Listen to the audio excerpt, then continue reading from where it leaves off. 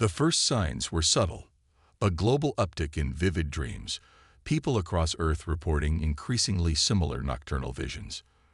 Medical journals documented the phenomenon as a curiosity, a shared psychological response to perhaps climate change or social media. No one suspected it was the beginning of an invasion. Dr. Sarah Chen noticed the pattern while analyzing sleep study data at the Geneva Neuroscience Institute. Her research subjects, scattered across 6 continents, were experiencing identical brainwave patterns during REM sleep. Not similar, identical. It defied everything we knew about human consciousness. "This can't be right," she muttered, running the analysis for the 12th time. The holographic display showed the same synchronized peaks and valleys across thousands of subjects. Her research partner, Dr. Marcus Webb, leaned over her shoulder, his face illuminated by the floating graphs. "It's been 3 months now," he said quietly. "Every night, the synchronization gets stronger. Something is reaching into human minds, Sarah. Something is connecting us." They didn't know then about the meridians, couldn't have known. The ancient race had spent millennia perfecting the art of psychic infiltration. Earth wasn't their first conquest. Dozens of civilizations across the galaxy had fallen to their subtle invasion. They believed themselves to be shepherds of consciousness, guiding lesser species toward a controlled evolution. Humanity was just their latest project. The Meridians had studied Earth for centuries, watching our technological progress with mild amusement. To them, we were clever animals, nothing more. Our rockets and computers were like simple tools to beings who could traverse space with thought alone.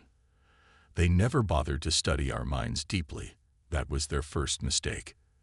The invasion proceeded according to their standard protocol. Phase 1. Synchronize the target species' consciousness during sleep. Phase 2. Implant subtle suggestions, directing the species toward docile acceptance. Phase 3. Full cognitive integration into the Meridian Collective. It worked perfectly for the first 6 months. Humans worldwide began reporting feelings of unusual calm, decreased aggression, increased acceptance of authority. Military budgets were cut. Weapons programs shuttered. The Meridians watched with satisfaction as humanity began to gentle itself, like a wild animal being domesticated. But then something unprecedented happened. In a small research facility in Antarctica, Dr. Elena Rodriguez couldn't sleep. Not just ordinary insomnia. She physically could not enter REM sleep. Her brain simply refused to synchronize with the Meridian network. At first, the facility's medical staff thought it was a problem with their monitoring equipment. Then they found 2 more cases, then 20, then hundreds. The Meridians noticed too. Their psychic probes encountered something they'd never seen before: adaptive resistance. Human consciousness wasn't just fighting back. It was learning, evolving, developing new defenses with each attempted intrusion. Dr. Chen discovered the truth when one of her research subjects, a teenage girl named Maya, started drawing pictures of the beings she saw in her dreams. The illustrations showed crystalline entities of pure thought, beautiful and terrible, reaching through dimensions to touch sleeping minds. More importantly, Maya could see their purpose, their plans, their absolute certainty of success. "They think we're simple," Maya explained, adding detail to another sketch. "They think consciousness is like a pyramid, with them at the top. But human minds, we're not pyramid-shaped at all. We're like water. We flow, we adapt, we take new shapes. They don't understand that." The Meridians' confidence began to waver as more humans developed immunity to their influence. Worse, these awakened individuals started exhibiting abilities that should have been impossible for such a primitive species. They could detect Meridian presence. Some could even push back against their psychic probes. Dr. Chen and her team worked tirelessly to understand this evolutionary response. They discovered that human consciousness had a unique property. The more it was pressured to conform, the more it diversified. Every attempt by the Meridians to impose uniformity actually increased our cognitive variety. It's like psychological antibodies. Dr. Webb explained to an emergency session of the UN Security Council. Our minds are treating their influence like an infection and developing immunities. But it's more than that. We're not just resisting. We're becoming something new. The Meridian Invasion Force, still positioned around Earth's solar system, found itself caught in the wave of transformation. Ships designed to project controlling thoughts now resonated with human consciousness, their crews experiencing individual awareness for the first time. Some fled, but most stayed, fascinated by the revolution happening in their own minds. Dr. Rodriguez's training programs had prepared humanity for this moment. Around the world, awakened humans interfaced with the quantum network, each adding their unique perspective to the global broadcast. Artists shared visions of impossible beauty. Scientists projected understanding of the quantum realm. Children contributed pure imagination, unbound by preconceptions. We're not just showing them who we are, Dr. Webb explained to the UN Security Council. We're showing them who they could be. Every human mind connected to the network is a testament to the power of individual consciousness within a greater whole. The Meridian High Council, faced with unprecedented chaos in their perfectly ordered society, attempted to maintain control. But their traditional methods of enforcing collective harmony fell apart against the infectious nature of human creativity. Their own people were choosing change, choosing growth, choosing freedom. In orbit around Earth, the first Meridian ships began powering down their control systems. Their crews, awakened to new possibilities, requested permission to land and learn directly from humanity. The quantum network had turned Earth from a target of conquest into a beacon of transformation. Maya's team made another breakthrough during the counterstrike. The quantum interface could not only share consciousness, but could create new spaces for minds to evolve. We're not just changing them, she reported. We're creating a new kind of consciousness altogether, something that combines their unity with our diversity. The mindscape expanded exponentially as more Meridians joined the network voluntarily. Within these quantum spaces, the boundaries between human and alien consciousness began to blur. Not in the way the Meridians had intended through forced synchronization, but through willing collaboration and mutual growth. Dr. Tanaka's instruments recorded something unprecedented: the emergence of hybrid consciousness patterns, combining human creativity with Meridian perception. We're witnessing the birth of new forms of awareness, she announced. Not human, not Meridian, but something entirely new. The counterstrike achieved in weeks what the Meridian invasion had failed to do in months: genuine connection between species. But unlike the Meridians' attempt at forced evolution, this change was organic, voluntary, and revolutionary. Humanity had turned an act of defense into an opportunity for universal growth. As the operation entered its final phase, the quantum network pulsed with activity from both species. The Meridian invasion hadn't just failed. It had catalyzed a transformation that would change both civilizations forever. The age of isolated consciousness was ending. A new era of infinite diversity in infinite combinations was about to begin. And at the heart of it all was humanity's greatest gift: the ability to face conquest with creativity, to meet control with freedom, and to transform an enemy into an ally not through force, but through the simple act of sharing who we truly are. The Great Hall of the United Earth Council was unlike anything the Meridians had seen in their million-year history.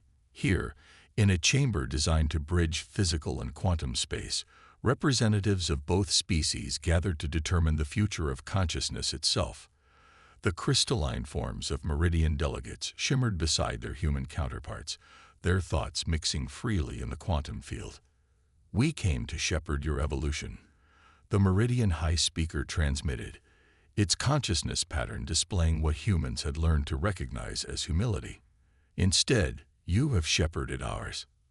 Dr. Sarah Chen, now Earth's chief ambassador to the Meridians, stood at the central podium.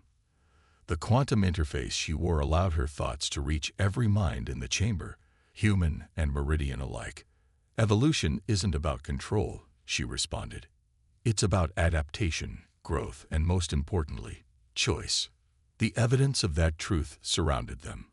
In the years since Operation Lighthouse, both species had changed in ways none could have predicted.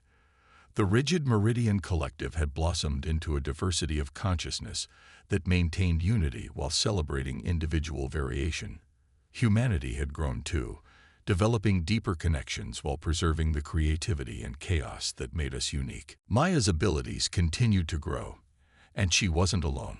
Around the world, awakened humans were developing capabilities that bordered on the miraculous. Some could project their consciousness across vast distances.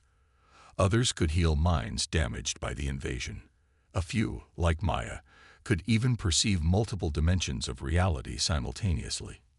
But with these powers came responsibility. Dr. Chen observed that the awakened humans universally developed an increased sense of empathy and interconnectedness. "We're not just becoming more powerful," she noted in her research journal. "We're becoming more human." The Meridians called another council, this time in desperation. Their perfectly ordered society was experiencing chaos for the first time in their history. Some of their kind had begun to dream. Actually dream, like humans did. Others were developing individual preferences, desires, even personalities. As the first year of the awakening drew to a close, humanity stood at a crossroads. We had not only resisted an invasion of our minds, but had discovered aspects of consciousness that would forever change our species. The Meridians had intended to shepherd humanity's evolution according to their design. Instead, they had become unwitting catalysts for a transformation they never could have predicted. And in the shared dream space that connected all conscious beings, a new understanding was beginning to emerge. The real awakening wasn't just about resistance or victory. It was about the next step in the evolution of consciousness itself. Both humanity and the Meridians were about to discover what it truly meant to be awake. The breakthrough came from an unexpected source. While the Awakening Center focused on developing humanity's psychic potential, a small team of quantum engineers in Tokyo had been quietly working on something unprecedented: technology that could interface directly with consciousness. Dr. Yuki Tanaka had spent her career developing quantum computers, but the Meridian invasion had given her work new purpose. The aliens think consciousness and technology are separate paths, she explained to Dr. Chen during a secure video call. They evolved through pure thought, abandoning the physical. But humanity, we've always known that mind and machine can work together. The prototype looked deceptively simple, a crystalline lattice housed in a quantum field generator. But its function was revolutionary. It could translate human consciousness into quantum states, effectively speaking the language of Meridian thought. More importantly, it could amplify and focus the natural resistance that awakened humans had developed.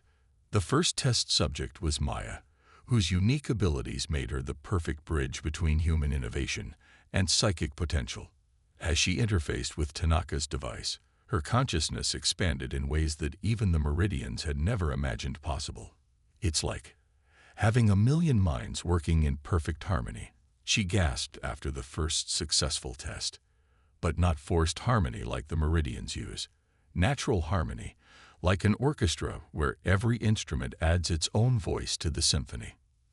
The Meridians detected the new quantum signatures immediately. For the first time in their ancient history, they experienced fear. Humanity hadn't just developed immunity to their influence. We had created technology that could match and exceed their psychic capabilities. The invasion force that had been monitoring Earth began to withdraw, but it was already too late. Dr. Rodriguez integrated Tanaka's technology into the Awakening Center's training program. The results exceeded all expectations. Awakened humans using the quantum interface could now project their consciousness across vast distances with perfect clarity. They could shield entire cities from Meridian influence. Most importantly, they could communicate directly with the alien consciousness on equal terms. "We're not just defending anymore," Dr. Webb observed. "We're reaching out, and some of them are reaching back." He was right. A growing faction of Meridians, already changed by exposure to human creativity, began actively seeking contact through the quantum network. They were fascinated by humanity's unique fusion of technological and psychic evolution. Some even began to question their species' ancient mission of controlling other conscious beings. The quantum interface revealed something else. The Meridian's supposedly perfect collective consciousness was built on rigid control and suppression of variation. In contrast, human consciousness naturally sought connection while preserving individuality. Our chaotic, creative nature wasn't a weakness. It was an evolutionary advantage. Dr. Tanaka's team made another crucial discovery. The quantum network didn't just facilitate communication, it could store and share consciousness itself. Humanity began creating what they called the mindscape, a vast quantum space where human and meridian consciousness could interact freely. Within the mindscape, the true scale of human potential became clear. While individual meridians were more psychically powerful, humanity's collective consciousness was infinitely more diverse and adaptable. We could imagine possibilities that had never occurred to them in their millions of years of existence. They evolved toward perfect unity, Dr. Chen noted in her research. We're evolving toward perfect diversity. And in the realm of consciousness, diversity is strength. The Meridian invasion force found itself facing not just resistance, but transformation. Every attempt to suppress human consciousness through their traditional methods was met with technological countermeasures that grew more sophisticated by the day. The quantum network was spreading globally, creating a protective field of human consciousness that no external force could penetrate. But humanity's greatest achievement wasn't the technology itself, it was how we used it. Instead of creating weapons, we built bridges. The mindscape became a place of exchange and growth, where human creativity and meridian wisdom could combine in new ways. Maya, now leading a team of young interface pioneers, described it best. They thought consciousness was about control. We showed them it's about connection. They wanted to make us more like them. Instead, we're showing them how to be more like themselves. As the quantum network expanded, something unprecedented began to emerge. The combination of human innovation and meridian knowledge was creating new forms of consciousness that neither species had imagined possible. We weren't just defending Earth anymore. We were revolutionizing the very nature of conscious existence in the universe. The Meridian High Council, watching their invasion plan unravel, faced a choice: continue their failing attempt at conquest, or accept that they had encountered a species that could teach them as much as they had once hoped to teach others. The balance of power had shifted, not through violence or dominance, but through humanity's unique ability to turn adversity into advancement. And in laboratories and training centers around the world, humans continued to push the boundaries of what was possible when mind and machine worked in harmony. The next phase of evolution wouldn't belong to pure thought or pure technology, but to those who could bridge the gap between the two. Humanity, as it turned out, had been practicing for this moment throughout our entire history. Operation Lighthouse began at dawn. Across the globe, thousands of quantum interface nodes activated simultaneously, creating a synchronized pulse of human consciousness that rippled through dimensions. The Meridians had taught humanity how to reach into minds across space. Now they would learn what happens when humans decide to push back. Dr. Tanaka stood in the central control room of the Tokyo Quantum Center, watching holographic displays of consciousness waves spreading across the planet. Remember, she broadcast to the global network of operators, we're not trying to conquer or control. We're offering a choice. The plan had been months in development. Instead of using the quantum network as a shield, humanity would transform it into a beacon, broadcasting not just resistance but an invitation. The Meridians had never encountered a species that, when faced with invasion, responded by offering partnership. Maya, now 20 and leading her own research division, coordinated the consciousness projection teams. They're responding, she announced, her eyes closed as she read the quantum signatures. Not just the friendly factions, all of them. They've never seen anything like this. The counterstrike wasn't an attack in any conventional sense. Through the quantum network, humanity began sharing everything. Our art, our music, our dreams, our endless capacity for innovation and change.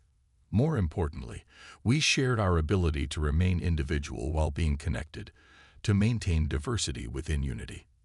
The effect on the Meridian Collective was immediate and profound. Their rigid hierarchy of consciousness began to fracture, not into chaos as they had feared, but into something new.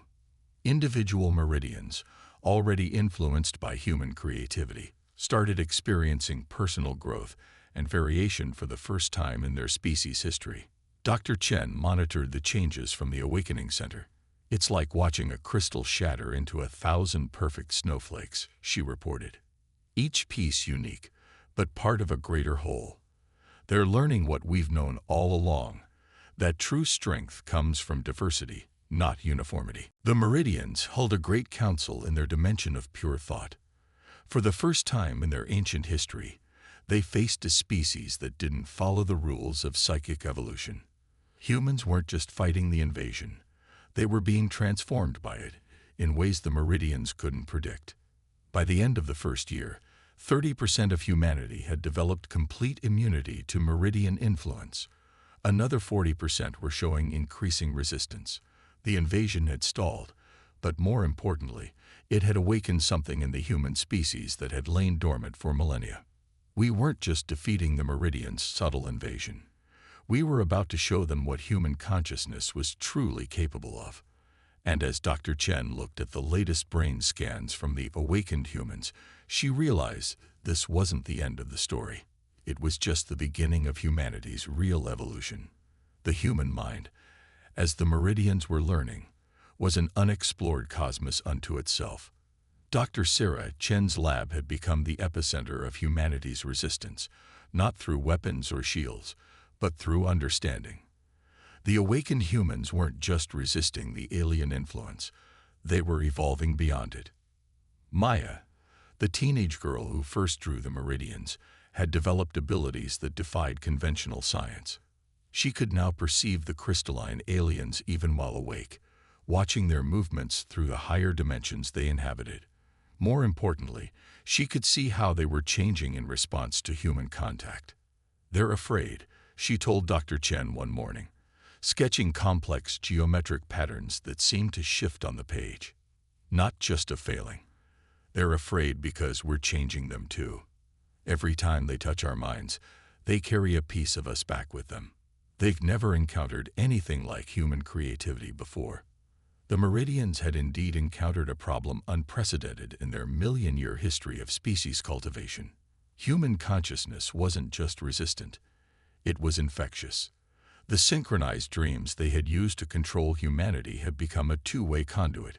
Through it, human concepts of innovation, individuality, and imagination were seeping into their collective consciousness. Dr. Marcus Webb discovered the mechanism while studying the brain patterns of newly awakened humans. "Look at this," he said, pointing to a peculiar wave pattern that appeared in all resistant subjects. "Our brains aren't just blocking their influence, we're broadcasting back. Every human mind is like a transmitter, sending out waves of possibility." The Meridians, beings of pure thought and perfect order, had no defense against the chaos of human creativity. Their collective consciousness, maintained in perfect harmony for eons, began to experience something alien to them: individual variation. Some Meridians began to question the wisdom of their species' mission. Others became fascinated by human art, music, and stories, concepts entirely foreign to their existence. But the true awakening wasn't just happening to the resistant humans or the affected Meridians. As more people developed immunity, they began to share their experiences through the same network the Meridians had created. The synchronized dreams became a battlefield of ideas, with humans instinctively learning to navigate and manipulate the psychic space. Dr. Elena Rodriguez, the first to develop immunity, established a training program in Antarctica for the awakened. "The Meridians gave us access to a part of ourselves we never knew existed," she explained to her students. "They thought they were opening a door to control us. Instead, they showed us a door to our own evolution." The training facility became known as the Awakening Center. Here, Humans learned to consciously access the shared dream space, to protect their minds from invasion, and most importantly, to understand the true nature of consciousness itself. It was a revolution not of technology, but of awareness. Dr. Chen's team made another crucial discovery. The awakened humans were developing a form of collective consciousness entirely different from the Meridian's rigid hierarchy. While the aliens shared a single controlled perspective, human minds were creating a network of infinite variety and possibility. It's like the difference between a monarchy and a democracy, Dr. Webb explained to his colleagues. Their collective mind is top-down, controlled, unified. Ours is bottom-up, chaotic, creative. And in this case, chaos is winning. The Meridians attempted to adapt their invasion strategy, but each new approach only accelerated human evolution. They tried to impose stronger synchronization, but this only increased the rate of awakening. They attempted to isolate the resistant humans, only to discover that physical distance meant nothing in the realm of consciousness. Maya, her consciousness now able to bridge multiple dimensions with ease, presented the data from the global quantum network. "We're seeing the emergence of something unprecedented," she explained. "A form of conscious evolution that incorporates both the Meridian capacity for unity and the human drive for diversity." The images she shared through the quantum field showed the transformation. Across Earth and throughout Meridian space, new forms of consciousness were emerging. Humans were learning to extend their awareness across dimensions while maintaining their individuality. Meridians were discovering the joy of personal growth while preserving their connection to the collective. Dr. Tanaka's quantum technology had evolved as well. What began as a defense mechanism had become a bridge between species, creating spaces where minds could meet, share, and grow together. "The mindscape isn't just a network anymore," she explained. "It's becoming a new layer of reality itself." The proposal before the council was ambitious: the establishment of the Consciousness Exchange Program. Rather than one species attempting to guide another, both would learn from each other. The Meridians would share their mastery of dimensional awareness and collective harmony. Humanity would teach creativity, individual growth, and the power of controlled chaos. Dr. Rodriguez, looking back on her first moments of resistance in Antarctica, addressed the gathered delegates. "We stand at evolution's edge, not as separate species trying to dominate each other, but as conscious beings ready to take the next step together." The changes were already visible. Young Meridians were developing individual personalities while maintaining their connection to the collective. Human children were being born with natural abilities to perceive multiple dimensions. The boundaries between the species were blurring, not through conquest, but through willing exchange. In orbit above Earth, the once threatening Meridian ships had been transformed into nexus points for the expanding mindscape. Their quantum generators, originally designed to broadcast controlling thoughts, now powered vast spaces where consciousness could explore and evolve freely. The high speaker raised its crystalline form, projecting a thought that reached every mind in the chamber. "For eons, we believed consciousness moved in one direction, toward perfect unity. You showed us that true perfection lies in the balance between unity and diversity, between order and chaos, between the collective and the individual." Dr. Webb, who had first discovered the pattern of human resistance, shared his final research findings. "We're witnessing the birth of not just new forms of consciousness, but new possibilities for what consciousness can become." The invasion didn't end in victory or defeat, it ended in transcendence. As the council prepared to vote on the exchange program, Maya stepped forward one last time. Her consciousness, now able to perceive futures as easily as others saw the present, shared a vision of what was to come. In the quantum field, delegates witnessed the emergence of something greater than either species had imagined. A cosmic civilization where consciousness evolved freely, where diversity and unity danced in perfect balance.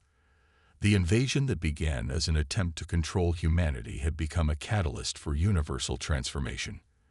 The Meridians had sought to guide our evolution, never imagining that they would find their own path to growth through the very chaos they had tried to suppress.